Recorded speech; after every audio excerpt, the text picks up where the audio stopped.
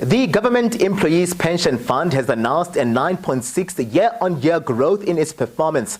This is where they also raised concerns around unclaimed benefits that go into millions. Mr. Musa Mabesa will just let us in on really what that performance and the growth is all about, as we see that at least there's a movement where there's also a new board at the helm of the GEPF, and your announcement here today is just basically breaking down all the performance and all the performance and the things that you've actually got to benefit, and just raising awareness and warning around the issues of those unclaimed benefits that go into billions. Just let us in, sir, on what this presentation here was all about. Welcome to the SABC. Thank you very much, Katlego. The GEPF continues to perform very well under the very robust investment strategies that the board has put in place. As a defined benefit pension fund, we need to ensure that we have strategies in place that will ensure that we can pay the benefits and sustain them into the future. So we have an investment strategy that ensures that we invest in a diverse range of asset classes, from listed equities, unlisted equities, bonds, cash and properties, as well as foreign listed and unlisted investments. So what we've seen over the last year is that our unlisted investments have picked up following a poor performance in 2020. Our listed equities, both local and offshore, have also performed for us. Foreign collective investment schemes, as well as our bond portfolio, have performed very well for us, leading to this positive performance and growth of 9.6%. This is coming also at a time where the economy has not done well. How have you been faring as a fund? Because we know very well that the performance of the economy tends to impact on the work that you do as a fund. Indeed, but I need to stress that we are a long-term investor, and if I look over the last 10 years, the fund has grown on average at 8.6%, and again, it talks to the robust strategies that we have in place. So as a long-term investor, we're very appreciative of how we are investing, how our manager is doing well for us, and we can sustain the payment of our benefits into the future. One of the concerns raised was around the unclaimed benefits that go into millions, and you are saying that there are efforts underway to try by all means to close that gap. Let us in on really break it down for us. What led to, or what leads to the benefits not claimed? Are there different categories to this? And what has been done by the GEPF to try by all means to reach out to people and raise awareness around those unclaimed benefits?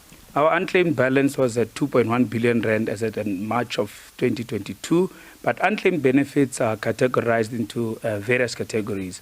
We have people who cannot be traced, so that is the major concern, and we do have efforts to try and trace those beneficiaries, but there are those people who have claimed, but we struggle to make payments to them. So first of all, we find that the beneficiaries who have tax challenges or concerns with SARS, where SARS cannot issue us with a tax directive in order to make payment to them. So that's one category of beneficiaries who cannot be paid by us. There's another category of beneficiaries who have either challenges with their bank account details, wherein we cannot make payment to them. In other instances, there are disputes within the beneficiaries themselves in the family that leads to delays in us making payment to those beneficiaries. So those are the types of challenges that we have in making payments to these beneficiaries. But we do have efforts in place to ensure that we reduce this unclaimed benefits account and tracing efforts that we put into place.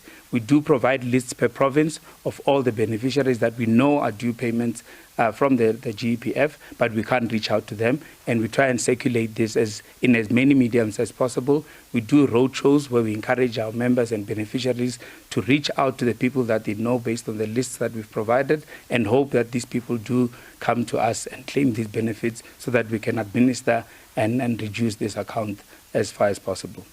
And just finally on my end, the issue of Steinhoff. We know very well that a lot of people are worried and concerned around really how they're going to recoup their money from Steinhoff following the scandal that rocked that company. We know very well that as GEPF, you're working with the PIC to try by all means to recoup money, and we're hearing that there's a movement where that is concerned. Just let us in on where we are right now, where the issue of Steinhoff is concerned. So the PIC is dealing with the matter on our behalf, and we're happy with some of the efforts that were announced last week by the Reserve Bank. But the PIC, who's handling the matter on our behalf, has reached a settlement with other investors as well in Steinhoff. It's a pity we can't announce what the settlement has been that has been reached on our behalf, but there is progress in finding a settlement in that regard, and soon enough we'll be able to move forward going into the future.